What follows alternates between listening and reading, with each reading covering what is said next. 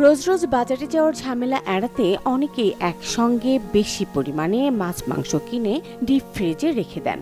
তবে ডিপ ফ্রিজে মাছ মাংস রাখলে তা জমাট বেঁধে যায়।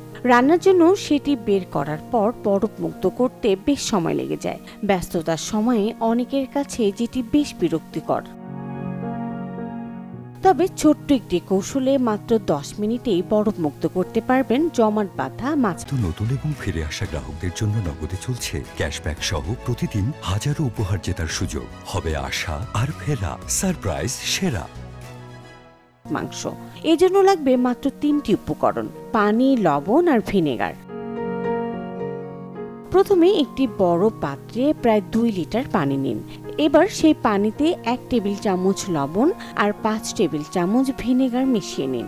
এরপর জিপলক প্যাকেটে রাখা মাছ ও মাংস সেই পানিতে ডুবিয়ে রাখুন। পাত্রটির উপরে ভারী কিছু দিয়ে চাপা দিন। 10 মিনিট পর ঢাকনা তুলে দেখুন জমাট বাঁধা মাছ মাংস বরফ মুক্ত অবস্থায় পাবেন। মুনিয়া মুশতারি, চ্যানেল 24।